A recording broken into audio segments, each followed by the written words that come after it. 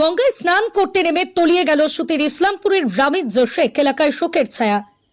মুর্শিদাবাদ জেলার সুতির ইসলামপুর গঙ্গাঘাটে ঘটল এক মর্মান্তিক দুর্ঘটনা। সোমবার দুপুরে গঙ্গায় স্নান করতে নেমে তলিয়ে যায় মাত্র 8 বছরের কিশোর রামিজ শেখ। পরিবার সূত্রে জানা গেছে দুপুর প্রায় 12টার সময় রামিজ স্নানের জন্য গঙ্গায় নামে, কিন্তু অল্প সময়ের মধ্যেই গভীর জলে তলিয়ে যায় সে। এরপর থেকে আর ভেসে ওঠেনি। ঘটনায় জানাজানি হতেই এলাকায় চাঞ্চল্য ছড়িয়ে পড়ে।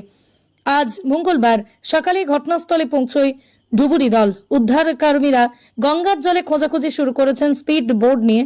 একসময় লক্ষ্মীপুর গ্রাম পঞ্চায়েতের প্রধান নূর ইমামও ঘটনাস্থলে উপস্থিত থেকে উদ্ধার অভিযানে তদারকি করেন। রামিজ শেখের বাবার নাম রবজুল শেখ। ছেলে হারিয়ে পরিবার ভেঙে পড়েছে, চারিদিকে শোকের ছায়া নেমে এসেছে। সর্বশেষ খবর পাওয়া পর্যন্ত নিখোঁজ কিশোরকে উদ্ধার করা সম্ভব হয়নি। ডুবুরি দলের তৎপরতা অব্যাহত রয়েছে। আজকে যে কোনো মুহূর্তে ডেড বডি ভাসতে পারে, সেটা কালকে ডেড বডি কিন্তু ভাসতো না। তার জন্য আমরা কিন্তু স্কুলে থাকা খাওয়ার ব্যবস্থা করে দিয়েছিলাম।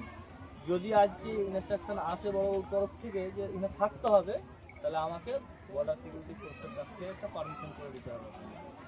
সেটা তো বলতে বড়ই করে দেবে, সেটা তো আমি করতে পারবো না। আমি করে দেবো, আপনি করে দেবেন আমাদের। বড় বাবু প্যাডে হবে না, ওটা আমার প্যাডে হবে, পঞ্চায়েতের প্রধানের প্যাডে হবে। প্রধানের প্যাডে হবে। আচ্ছা, ওটা আপনি করে দেবেন, তাহলে পরে আমরা কালকে আবার তাহলে আপনাদের সাথে দুটো জওয়ান থাকবে আর আপনারা থাকবেন, আদার্স কোনো পাবলিক থাকবে না। আপনাদেরকে যেটা বলা হয়েছে এবং নিখোঁজ ব্যক্তির পরিবার থাকবে। হ্যাঁ, অবশ্যই। না, আমাদের সঙ্গে যদি থাকতে হয়, আমাদেরকে রেজিস্ট্রেশন কি আছে সুন্দরবন আমরা দেখে নিচ্ছি। যদি থাকতে হয় এখানে, এখানে অ্যাকোমোডেশন আপনি করে দেবেন আমাদের। অলরেডি করা আছে। যদি আপনারা এই প্লেসে যদি স্থান চান, এইখানেই থাকতে হবে। দাদা আবার কতদিন যাবো? তাহলে আমাকে না, পাশেই স্কুল আছে। আপনারা আগে এই সিচুয়েশন বুঝেন সুন্দরবনকে। আপনি সিচুয়েশনটা বুঝে আমাকে যদি সেরকম কাইন্ডলি বলে দিন, প্রধান সাহেবকে বলবেন। আমরা প্রধান সাহেবের কাছে আমি ওইভাবে কোম্পানি কমান্ডারকে বলে হ্যাঁ, পারমিশন বলে দেবেন। এবং কতজন আমরা যাবো বোটে সেটা তো উল্লেখ করতে হবে। লিখে দেওয়া যাবে। হ্যাঁ, এটা লিখে দেওয়া যাবে। আমি অফিসার সহ 4 জন, ঠিক আছে? 4 জন আমার জওয়ান থাকবে, আর 3 জন থাকবেন, আমি থাকবো।